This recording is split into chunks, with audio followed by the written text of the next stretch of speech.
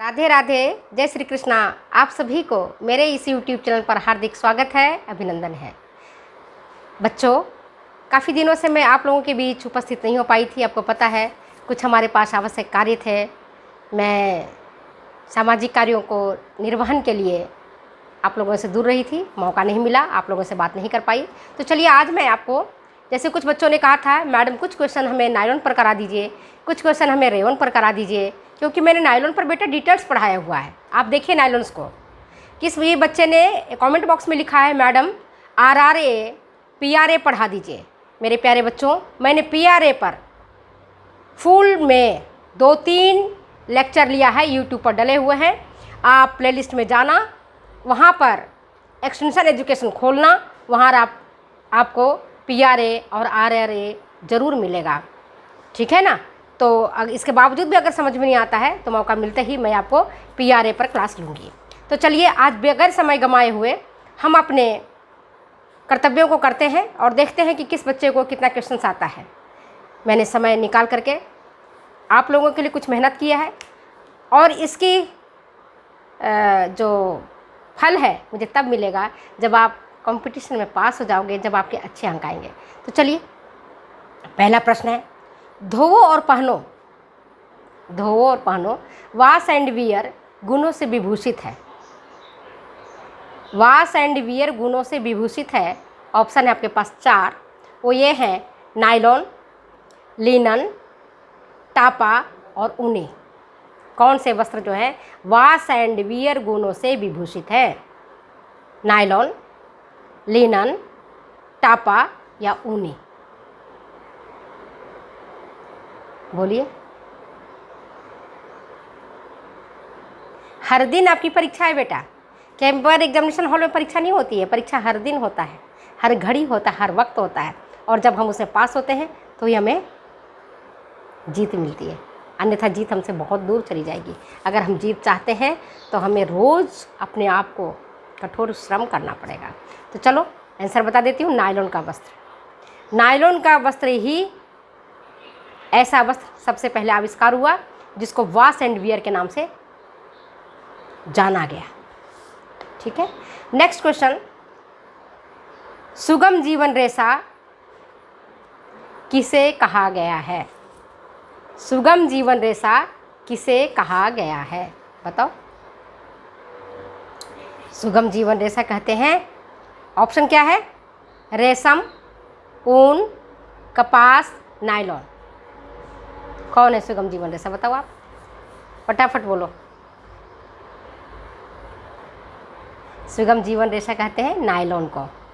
Easy life, पहले cotton, आज भी देखते हो कॉटन के कपड़े पहनना, मेंटेन करना, ऑफिस जाना मुश्किल लगता है, मेरे लिए तो खास करके बहुत टाइम लेता है वो।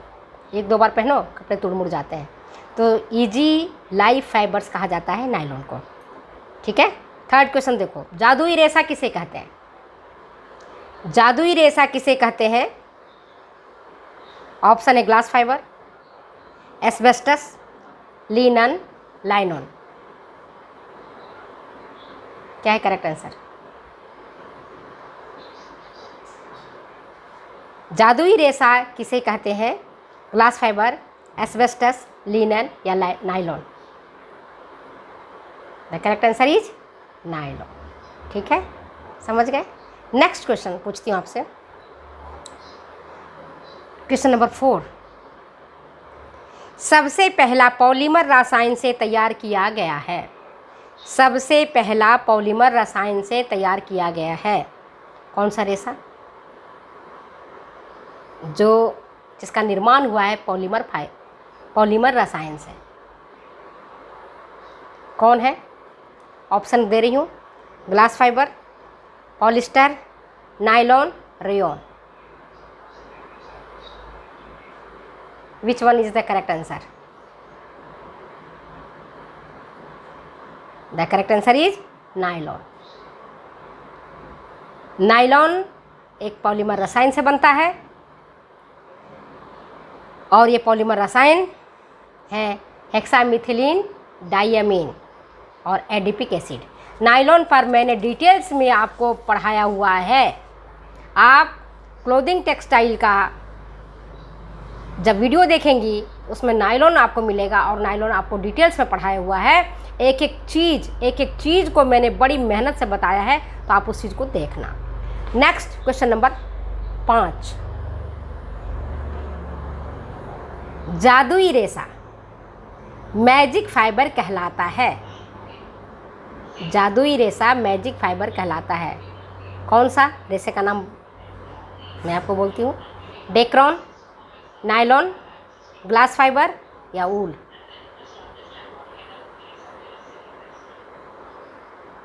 बोलो। डेक्रॉन, नायलॉन, ग्लास फाइबर या wool? The correct answer is nylon. Nylon को ही जादुई रेशा कहा गया है, क्योंकि जब ये रेशा तैयार हुआ और इससे जब वस्त्र बनाए गए तो उस वस्त्र को पहन करके जीवन सुगम हो गया। जीवन सुगम इन द सेंस आसानी से धुल गया, दाग धब्बे उस पर नहीं लगे, प्रेस करने की ज़रूरत नहीं पड़ी। धोओ, पसारो, सुखाओ और वापस पहन लो। वस्त्र ताज़ा का ताज़ा, वस्त्र नवीन के नवीन, वैसी उसकी सुंदरता, वैसी उसकी ब्यूटी, इसलिए इसको जादुई रेशा कहा गया, मैजिक फाइबर कहा गया। याद रहेगा ना, मैजिक फाइबर कहा गया किसको? नायलॉन को। नेक्स्ट क्वेश्चन नंबर 6 क्या है? नायलॉन की खोज की थी। किसने की थी नायलॉन की खोज? आपको याद होगा, ऑप्शन बता दूं? Robert Hooke, Count Hilaire de Chardonnet, तीसरा ऑप्शन है डॉक्टर वेलेस एच कैरोथर्स, और चौथा है इनमें से कोई नहीं। किसने खोज की थी? बोलो। नायलॉन की खोज किसने की थी? नायलॉन की खोज की थी डॉक्टर वेलेस एच कैरोथर्स। ये doctor Wallace H Carothers America के ड्यूपेंट कंपनी में रसायन शास्त्री थे और इन्होंने 1929 ईस्वी में पॉलीमर नामक रसायन की खोज की थी। पॉलीमर जिससे बना है आपका नायलॉन। अभी पिछले प्रश्न मैंने पूछा था, समझ गए? नेक्स्ट क्वेश्चन, पॉलीमेराइजेशन का अर्थ है, पॉलीमेराइजेशन का अर्थ है ऑप्शन अणुओं को एक श्रृंखलाबद्ध रूप में एकत्र करना। अणुओं को एक श्रृंखलाबद्ध रूप में एकत्र करना। दूसरा है ऑप्शन विभिन्न प्रकृति के रसायनों को मिलाना।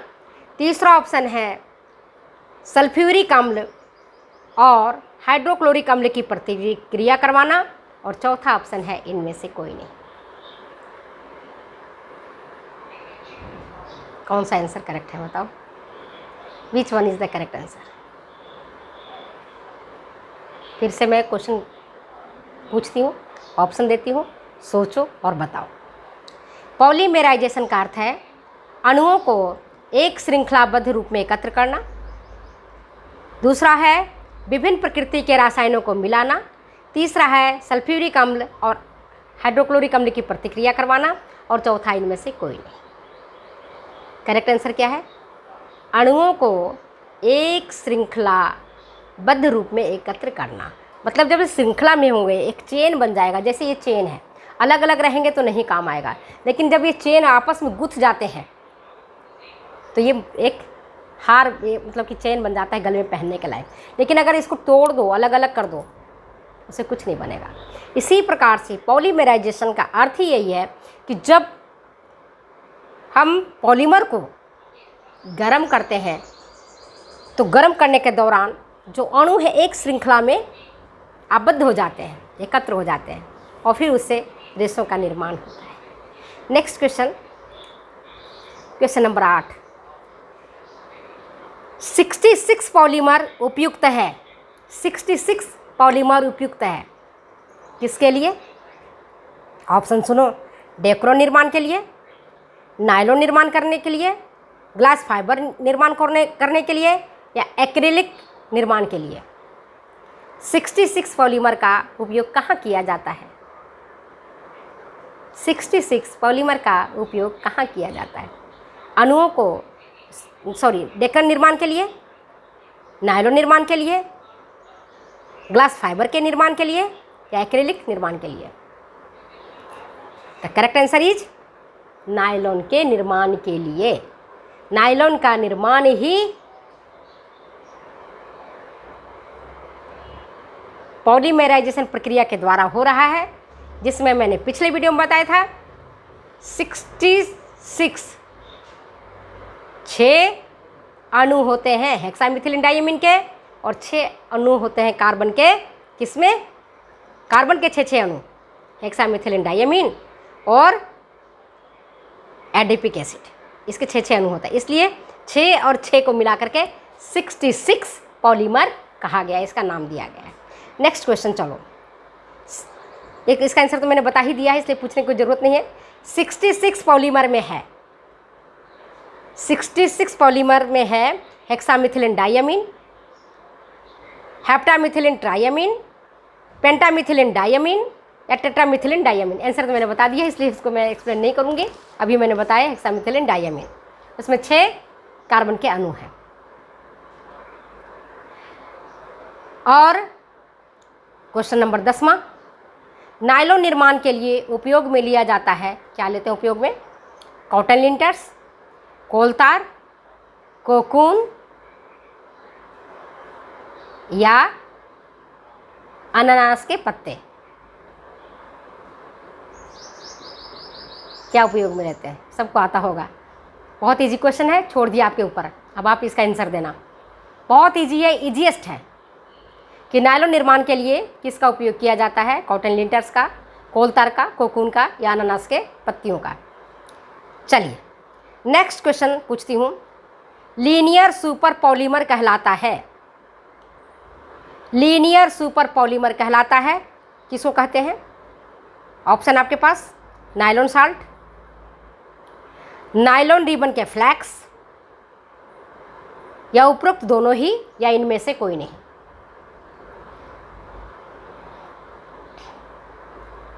लीनियर सुपर पॉलीमर कहलाता है नायलॉन साल्ट, नायलॉन रिबन के फ्लैक्स, उपरोक्त दोनों ही या इनमें से कोई नहीं। ये भी क्वेश्चन बहुत इजी है, मैंने छोड़ दिया आपके ऊपर। इन दोनों प्रश्नों का आप जवाब मुझे कमेंट बॉक्स में लिख करके देंगी।